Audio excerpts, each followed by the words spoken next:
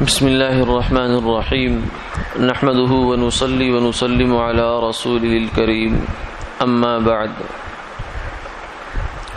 قال النبي صلى الله عليه وسلم من أفتى بغير علم كان إثمه على من أفتاه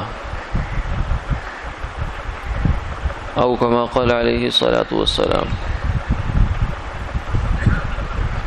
حضور نبی کریم صلی اللہ علیہ وسلم نے ارشاد فرمایا کہ جس شخص نے بغیر علم کے فتویٰ دیا اس کا گناہ فتویٰ دینے والے پر ہے۔ فتویٰ کیا ہے؟ فتویٰ اللہ اور اللہ کے رسول کے حکم کی ترجمانی ہے۔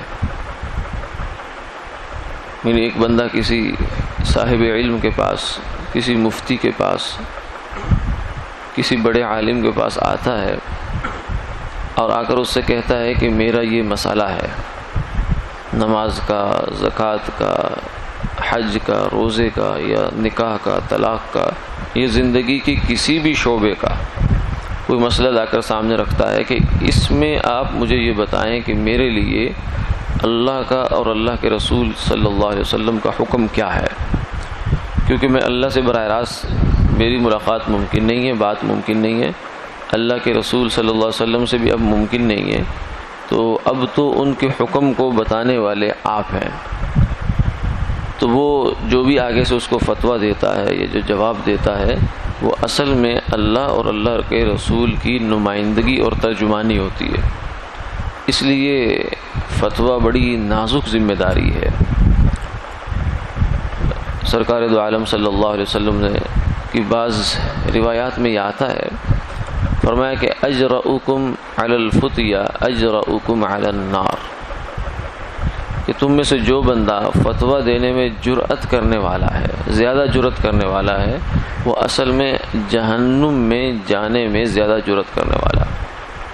تو دین کا مسئلہ بتانا کسی کو یہ چھوٹی معمولی بات نہیں ہوتی۔ بعض صحابہ سے یہ بات منقول ہے کہ انہوں نے تابعین سے یہ کہا یا اس زمانے کے لوگوں سے کہ تم لوگ ایسے جھٹ میں جواب دے دیتے ہو، مسئلہ بتا دیتے ہو، فتویٰ دے دیتے ہو، حالانکہ اس سے کم تر مسئلہ ہوتا تھا، اس سے چھوٹا مسئلہ ہوتا تھا جس کے بارے میں سیدنا عمر رضی اللہ تعالیٰ عنہ اہل بدر کو جمع کیا کرتے تھے کہ آجو بھائی ایک مسئلہ پیش آیا ہے، اس کے بارے میں اپنی رائے دو، اور پھر طویل مشاورت کرنے کے بعد اس کے بارے میں کوئی فیصلہ کیا جاتا تھا۔ امام مالک رحمہ اللہ تعالیٰ بہت بڑے فقیہ ہیں، ان کے پاس ایک صاحب وہ افریقہ سے دور سے چل کر آئے اور بہت سے سوالات لائے، اور ان میں سے اکثر سوالوں کے جواب میں امام مالک نے فرمایا لا ادری، میں نہیں جانتا، مجھے معلوم نہیں ہے۔ تو وہ صاحب کہنے لگے کہ میں اتنی دور سے چل کے آیا ہوں، آپ نے فرمایا اس میں کوئی شک نہیں ہے، میں تمہارے چل کے آنے کو قدر کی نگاہ سے دیکھتا ہوں، لیکن جب ایک مسئلے کا میرے پاس جواب نہیں ہے تو میں کیا کروں؟ کیا میں اپنے آپ کو جہنم میں لے جاؤں اس بات کی وجہ سے؟ اور اسی طریقے سے امام مالک رحمہ اللہ سے کسی نے پوچھا ایک مسئلہ، امام صاحب نے فرمایا کہ اچھا غور کر کے بتاتا ہوں، 1-2 دن میں بتا دیتا ہوں۔ وہ صاحب دوبارہ ملے اور آ کر کہنے لگے کہ آپ نے میرے مسئلے کا جواب نہیں دیا، کیونکہ میرا مسئلہ تو بہت چھوٹا سا تھا، معمولی سا مسئلہ تھا، معمولی سا سوال تھا، آپ نے جواب نہیں دیا۔ تو امام مالک رحمہ اللہ تعالیٰ کانپ اٹھے اور فرمانے لگے کہ لیس فی العلم شیء خفیف، اے میرے بھائی شریعت کا کوئی مسئلہ بھی چھوٹا نہیں ہوتا۔ انا سنلقی علیک قولا ثقیلا، پھر قرآن پاک کی آیت پڑھی کہ سرکار دو عالم صلی اللہ علیہ وسلم کو اللہ فرماتے ہیں کہ میرے محبوب ہم آپ کے اوپر ایک بوجھل، ایک بہت بھاری قول آپ کو القاء کرنے والا، یعنی شریعت مطہرہ یہ تو بہت بھاری ذمہ داری ہے۔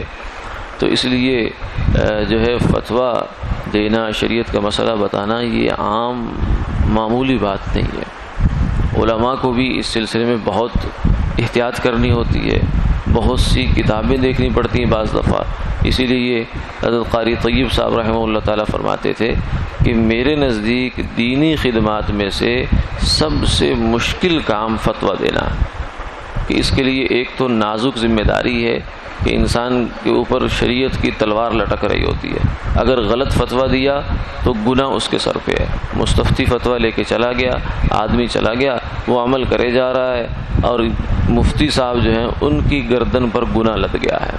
اس لیے یہ بہت نازک ذمہ داری ہے. علماء کو بھی اس میں بہت احتیاط سے اور پھونک کر قدم رکھنا ہوتا ہے. تو یہ تو علماء کے لیے ہو گیا. چیز جائے کہ عام آدمی اس میں اپنے آپ کو داخل کر دے، یعنی جو اس فتوے کا اہل نہیں ہے، کیونکہ فتوے کا اہل آدمی بنتا ہے، پہلے عالم بنتا ہے، 8 سال لگاتا ہے، پھر اس کے بعد وہ فقہ کے اندر اپنے آپ کو مہارت حاصل کرتا ہے، پھر اس کے بعد وہ کسی بڑے مفتی کے ساتھ کچھ عرصہ 5-10 سال گزارنے کے بعد اس بات کا اہل ہوتا ہے کہ وہ اب فتویٰ دے سکے. تو چہ جائے کہ اتنا لمبا عرصہ اتنا علم کے اندر کھپانا، اور ایک جانب جو ہے وہ آدمی بس داڑھی رکھ لی ہے اور اس کو بولنا آ گیا ہے یا اس کو میڈیا پر آنا آ گیا ہے، تو وہاں آ کر وہ دھڑا دھڑ جناب فتوے دیے جا رہا ہے، یہ جائز ہے، یہ ناجائز ہے، یہ یوں ہے، یہ یوں ہے، اور یہ آدمی بھی خطرے میں ہے. اسی طریقے سے عوام کے اندر سے بعض دفعہ ہمیں اس بات کا اہمیت کا احساس نہیں ہوتا کہ شریعت کی بات کرنا یہ کتنا بڑا ذمہ داری ہے. سرکار دو عالم صلی اللہ علیہ وسلم نے فرمایا، جس آدمی نے قرآن پاک کی کسی آیت کی تفسیر میں کوئی بات اپنے پاس سے کہہ دی، کسی علمی بنیاد پر نہیں کہی، اہل نہیں ہے وہ آدمی، تو اس نے خطا کی، چاہے وہ بات اتفاق سے ٹھیک بھی ہو، بات سے ٹھیک بھی ہو لیکن اس بندے نے غلط کام کیا.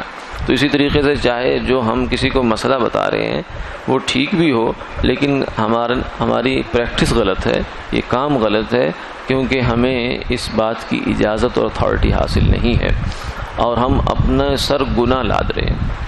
اس لیے ہماری بالخصوص عوام کچھ اس حوالے سے زیادہ ہی جو ہے فراخ دل واقع ہوئی ہے. ہر آدمی جو ہے وہ طبی نسخہ بھی بتا دیتا ہے اور ہر آدمی مسئلہ بھی بتا دیتا ہے. ہمارے حضرت فرمانے لگے، میں ایک دفعہ جو ہے ایک ہوائی جہاز میں تھا، تو وہاں میں نے ایک صاحب سے پوچھا نماز پڑھنے کے لیے قبلہ کس طرف ہے، اندازہ نہیں ہو رہا تھا. تو فرمانے لگے کہ اس نے مجھے قبلہ تو نہیں بتایا، مسئلہ بتا دیا. کہنے لگا جی ہوائی جہاز میں ہر طرف ہی قبلہ ہوتا ہے.